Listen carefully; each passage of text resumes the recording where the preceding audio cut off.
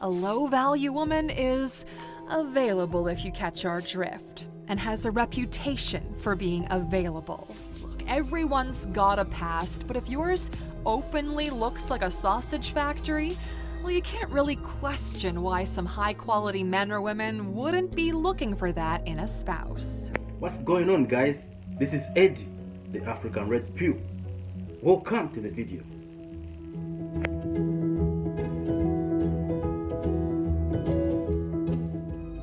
Number 11, a high body count. Everyone has their own metric to what a high body count means, but really, a low-value woman is available if you catch our drift, and has a reputation for being available. Men approach her as a casual fling, not as a meaningful partner, because they know she's okay with it. She's done so plenty of times in the past. Look, everyone's got a past, but if yours openly looks like a sausage factory, well, you can't really question why some high-quality men or women wouldn't be looking for that in a spouse. Ladies, listen. I know you've been conditioned to believe in what is called sexual independence. But by the end of the day, our biology doesn't run away from us, or it doesn't abandon us. Your body count matters to every guy you ever meet. Even if you meet a better male, you only tolerate it because he can't get the types of girls or women he wants. But if an opportunity presents him to be with somebody better than you, who's got a lower body count than you, he won't hesitate to leave you and go for somebody he thinks is not a 3 or 4. So body count matters. Do you know why it matters? Body count matters because it's biologically ingrained in us through our DNA. Because as a man, forget about the technology of today. As a man, the whole reason why men are jealous, the whole reason why most men don't forgive a cheating partner is because of our biology. As a man, you want to know that the offspring is yours. And the offspring is going to be surely yours if you're with somebody who's not promiscuous. It's in our DNA, imprinted in us. Biologically, psychologically, evolutionary speaking, us people were only on this earth to procreate. And as a man, you want to leave this earth by leaving behind your DNA. But if you leave this earth and leave behind the DNA which is not yours, you would have been scammed. That's why jealousy or overprotectiveness is usually interpreted badly. Don't forget one thing. By the end of the day, in as much as we have all this technology, smartphones, science, us human beings are still animals by the end of the day. That's why you see lions, when it takes over a pride, it kills off the cubs because it wants to start afresh. It wants its DNA to remain behind as its legacy. If it does that, if it inherits the DNA which is not his, it's more like he's a cuck. And a cuck is somebody who's considered to be better, a better male. And in the animal kingdom, for you to survive and for you to be the leader, you need to be an alpha. And one of the legacies you can leave behind as an alpha is by leaving your DNA behind. That's why a lot of men out there are jealous or overprotective. If you're with a man who doesn't act jealous or overprotective, no matter what whole shit you do, that means that guy is just keeping that to himself. Deep down, it hurts him. Deep down, it's killing him. But he's just afraid that when he speaks out, he's gonna lose you. Of which is hard for a guy to get sexual activity compared to a woman when it comes to human beings. That's why Your body count matters. Your body count matters because it all goes back to us people being animals by the end of the day. And we don't want to raise an offspring that's not ours. Take it however you want, but these are facts, and facts don't care about your feelings. Let's check out the next sign. Number 12, emotionally manipulative. Low-value women are manipulative by nature. They try to trap people by being mischievous. These are the women that cry when you tell them they're wrong. They're the women who trap men emotionally, saying that they would harm themselves if their partner left. They've got no problem with lying to get what they want, because they're gaslighters. She plays the victim card, throwing the blame on others and taking no responsibility. When faced with the truth, she breaks down emotionally. She might say things like, "You don't see I'm already hurting. Why are you hurting me even more?" as a way of escaping the situation. These women have no regard for the truth. She would rather ignore you than apologize for being wrong. And if she does apologize, she expects you to make it up to her for putting her in that kind of situation. She'll keep moving the goalpost, twisting the facts, or throw up smoke screens to deflect from the truth. So here is the key secret here. A man's future is what matters. His past doesn't matter. But a woman's future doesn't matter. What matters is her past. If your past involves a lot of dicks, then you're doomed to meet the right guy of your dreams. Unless you lie to him. But of course, the truth always comes out at some point. Low-value women are emotionally manipulative because they are damaged. And because they're damaged, they've got that insecurity. Because they know deep down inside their head, they know that they're damaged. Even if they might not realize it, but subconsciously, they know that they don't deserve that type of a guy they're with. And the fact that they don't deserve that guy they're with, what do? They'll have to bring in a defensive mechanism, of which one of their defensive mechanisms is to be emotionally manipulative. But if a guy is smart and is not damaged himself, he's going to catch on and won't tolerate such type of shit. That's why in most cases, people who are manipulative, they tend to meet people who are also damaged in some way. And they target people who are damaged lesser than they are, because they know that they will be able to emotionally manipulate those people. That's why if you meet somebody who's an avoidant when it comes to dealing with emotions or feelings, they'll meet somebody who's got anxiety, attachment style. People with attachment style, which has to do with anxiety, usually are afraid of losing their partner.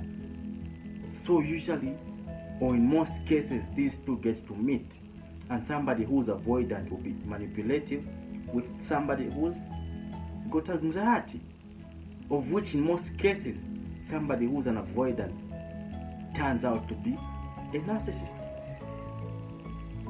And the narcissist will usually manipulate somebody who's got anxiety because they'll feed on their fears. Let's check out the next sign. Number 13, cares more about impressing other women.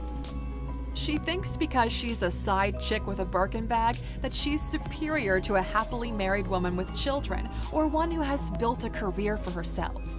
Low-value women associate love and happiness with material possessions. There's even a trend on TikTok where women say their men no longer love them because they refuse to buy them a Range Rover.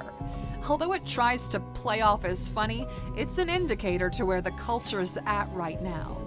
She doesn't care whether or not you guys are a happy couple if she can't show it off on expensive holidays. Instagram and flexing culture has transformed the modern woman into one that's obsessed with playing status games. Average women now demand their partners take them on holidays in the Maldives, give them luxury gifts and experiences, despite both of them being average earners. The pressure they put on is sacrificing the long-term wellness of the family so they can earn likes on social media and feel superior to other people online.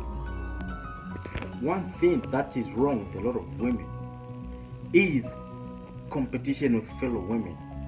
A woman might be claiming that this is her best friend, but subconsciously, she's competing with her. And the fact that she's competing with her, she wants to be impressive to her and her other friends out there. She's trying to impress them, but subconsciously, she's competing with them. Instead of trying to look nice for a man, she's looking nice for the other ladies by showing them that she's better than them. That is why she will use material possessions to show the other ladies that she's better.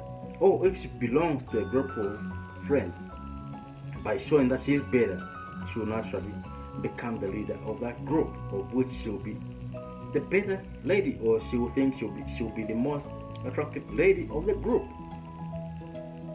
So because of that influence from that group leader, the other women will be envious of the other woman because they want to climb to the ladder of being the best they can be.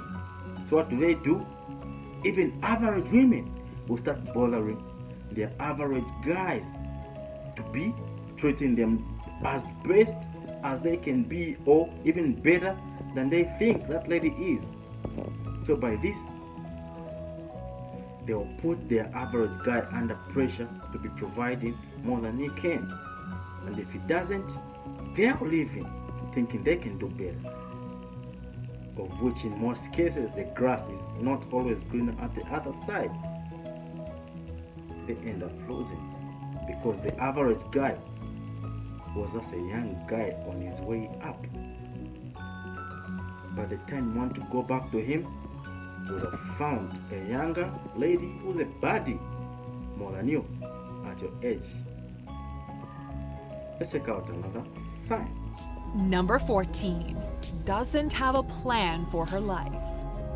You see these low-value women go through life like there's no tomorrow. Their belief is that they'll figure it out at some point. And although that might work out okay in your early 20s, assuming you don't accidentally get pregnant, once 35 rolls around, things start feeling differently. Life is kind of like a tasting menu at a good restaurant. You start with one dish, then the next, and then the next, and eventually you end up with dessert, you pay the bill, and you go home. Low-value women have no plans for their lives. They don't know what they want to be when they grow up, and they're getting older fast. No matter how much moisturizer you slather on, this doesn't negate the fact that you wasted the last 15 years or more of your life without making something of yourself, or at the very least, figuring out who you are. All of them think they can go into real estate because they've watched Selling Sunset on Netflix. They lack both the skills required to win in the marketplace or make a good housewife. Low-value women just exist. Whenever questioned about it, they'll tell you, "I've got time." Their favorite go-tos are they might go back to school or are looking to start a business, but they're not sure what kind yet. If you're a guy who's ambitious, you're working on yourself, you're working to better yourself, the worst thing a guy can ever have is a woman or a girlfriend who doesn't have a plan for their life. They're always living in the moment. If you bring up a topic or a subject which has to do with them developing or having a plan, they always dismiss it. That's a turn off. So if as a woman you're such type of a lady and you're with a boyfriend, he's only with you for recreational use only, he will never take you seriously.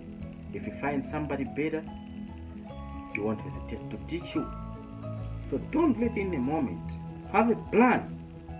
Just because a man is attracted to beauty, it doesn't mean that your beauty is what's going to keep him. What's going to keep him is the type of person you are. What type of value are you going to bring to the table apart from beauty and sex? If there's nothing more than that, then you're just in that category of sex only. If you meet somebody better than you who offers more than sex and beauty, you'll be ditched. No wonder you see a lot of cases where like a guy would have been with a lady or a woman for 10 years.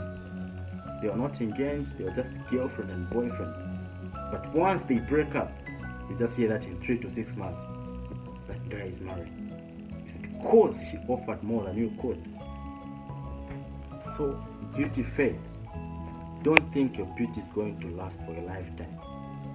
For a woman, you only have about 8 to 10 years to utilize your beauty. After that, it's what you offer to a relationship that will make a man keep you around. If you offer nothing less apart from your beauty, that's why he will teach you for a younger one. Let's check out for another sign. I hope you've learned from this. Number 15. They need to be right all the time. There's no conflict resolution with low-value women. They simply want to win at all costs. They will not fold when faced with facts. They'll even tell you that they have their own truth in their magical reality that they've built for themselves. Because what they feel is more important than the truth. Their empowerment becomes predatory in nature. Low-value women no longer want to show any sign of weakness, and in their pursuit to be seen without fault, low-value women are no longer willing to admit when they're wrong. They will argue and argue with you on the tiniest of details until you fold. Not because you're losing, but because you're tired of arguing and just want to move on. A successful life in a relationship or in a business environment is one where you can play well with other players. Yet, you watch these reality shows where there's always someone saying, "I'm not here to make friends, I'm here to win." And they never do. You haven't learned anything. A powerful woman is one who is powerful individually and on a team. A low-value woman, on the other hand, is one that brings the average of the group down. Figure out who you want to be in life and make the changes necessary to get there. This thing of you trying to be right all the time, this thing of you flexing your ego, trying to compete, trying to be as masculine as your man, only leads to one way, which is a divorce or a breakup. Just like I mentioned in the first chapter of this series, in the first part of this series, the only thing a man ever needs is to be with a peaceful woman who's submissive. By being submissive, it means you listen to him. Even if you think you're right, you let him take charge. You just have to whisper in his ear if you think he's wrong. But if you challenge him as masculine as he is, it just leads to conflict, and conflict leads to sparks. Sparks leads to breakups and divorces. So I hope you've learned from this series. If you don't learn on the little things, then you'll never learn when you are presented with a lot of things. Let's check out the final chapter or the final sign. You can be famous or rich and still be a low-value woman. Notoriety doesn't mean high value, the same way the Cash Me Outside girl isn't seen as graceful. Amber Heard is a great example of someone who's extremely attractive, but the public perception has shifted based on recent trials. Once you have a low reputation, it takes tremendous effort to change that perception. Kim K is the most famous woman in the world right now, a billionaire trying to become a lawyer, a family woman, an advocate for various causes, yet people still look at her past, unsure of where she fits, because they haven't forgotten of how she got her start or the marriages that she went through. In life, we all get what we work for. Forget about these people and judge yourself based on your results, not your potential. And if they're not one and the same, it's time that you close that gap. So with those talking points, this is where I'm gonna end my video. I hope as a woman you've learned something from this series, and I hope as a man you look out to these signs when you want to settle down, when you want to find the right woman for you. If most of these signs apply to a woman you're with, I don't care if you love her, or I don't care if you've got a scarcity mindset. You need to have abundance mindset. And by abundance mindset, when you leave somebody or when you break up with somebody, always have that mindset where like you replace them or you replace her. If somebody has got all these signs or majority of these signs, it means that's a red flag. If you go on with that relationship, then it's doomed. Yeah, this is why I'm going to end with this series. I'm going to do the next series which have to do with signs to look out for in a high value woman. Yeah, this is why I'm gonna end my video. Hit like, comment, and subscribe if you haven't. I'll see you in the next video. Peace.